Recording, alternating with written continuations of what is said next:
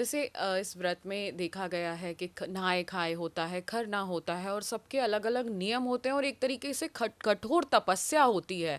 जो महिलाएं बहनें हैं वो नीचे सोती हैं, अपना अलग खाना बनाती हैं। तो इसको थोड़ा सा बताइए। और फिर नदी में खड़े होकर सूर्य उपासना करती हैं।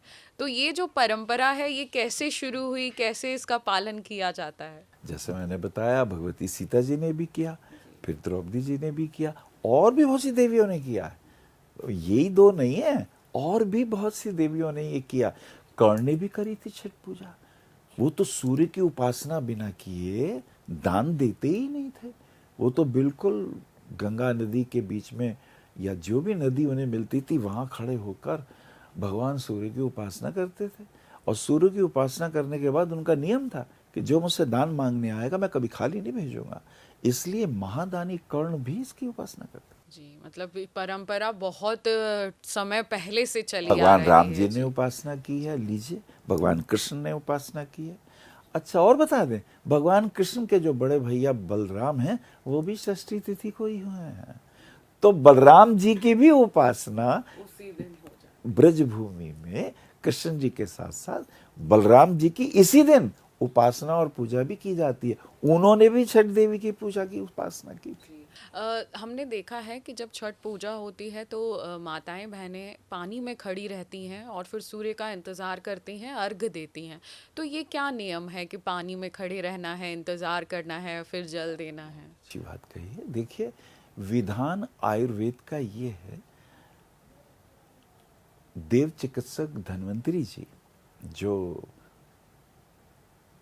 धनत्रयोदशी के दिन अवतरित हुए थे, जिनसे हमारी छोटी दिवाली शुरू होती है, उन्होंने ये आयुर्वेद का ज्ञान, वो देवताओं के चिकित्सक हैं, उन्होंने ये आयुर्वेद का ज्ञान विश्वामित्र और विश्वामित्र से आचार्य सुश्रत, सुश्रत एक संहिता है, सुश्रत संहिता, ऐसी अष्टांग हृदय, ऐसी चरक संहिता, उसके अंदर ये कहा गया है कि स्नान करने का नियम ये है, पहले पैरों में पानी आना चाहिए। आजकल आप शावर से पहले सिर पे डालते हैं, बीमार तो हो ही जाओगे। नियम ये है, पहले पैरों पे पानी आना चाहिए। जो पैरों पे पहले पानी आएगा तो जो सिर का ताप होगा, बुखार होगा, वो सब उतर जाएगा। अच्छा, जब कोई बीमार होता है क्या करते हैं? पैरों पे गीला तौलिया रख देते हैं, बगल में रखते हैं, सिर से नीचे के अंगों में रखा जाता है। जितना नीचे तौलिया आएगा उतना बुखार उतर के नीचे आएगा। अब ताप हो, क्रोध हो, काम क्रोध लोभ मोह अहंकार रूपी 5 ताप जैसी जल में पैर आएगा उतर के नीचे आ जाएंगे, पवित्र होंगे, आपका मन शांत होगा। और जैसी जल के अंदर आप प्रवेश करते हैं, जल की एक खूबी है, जैसी जल के छींटे ऊपर पड़ेंगे, जय श्री राम, जय हनुमान, आपके शरीर से अपने इष्ट देव का स्मरण हो आएगा। तो हम तत्काल आपको पिछली विचारधाराओं से मुक्त करके भगवान के सम्मुख जा रहे हैं। एक ही विचार हो, एक ही भाव हो, एक ही श्रद्धा हो कि ये रहा मैं और ये रहे भगवान। इसका स्मरण जल में होता है। तो जब आप जल के अंदर प्रवेश करते हैं, अच्छा, अगर आप नाभि तक खड़े होके करेंगे, नाभि तक, उसके विशेष लाभ है। शरीर के बहुत सारी नाड़ियां, 72,000 नाड़ियों का ये नाभि के पास, इन नाड़ियों का केंद्र बिंदु है। आपके दाहिनी तरफ है पिंगला नाड़ी, जिसको सूर्य नाड़ी कहते हैं। बाईं तरफ है इड़ा नाड़ी, जिसे चंद्र नाड़ी कहते हैं। और बीच में है सुषुम्ना नाड़ी। जब आप नाभि पर्यंत जल में खड़े होते हैं तो आपकी तीनों मुख्य नाड़ियां, 10 मुख्य नाड़ियां, 72 नाड़ियां, 72,000 नाड़ियां, उसमें हर प्रकार के जो दोष हैं, वात और पित्त और कफ संबंधी, वो जल में खड़े होने से शांत हो जाते हैं। और ऐसे में अगर आप भगवान सूर्य को अर्घ्य देते हैं, ओहो हो, उसका तो कमाल ही कुछ और होता है।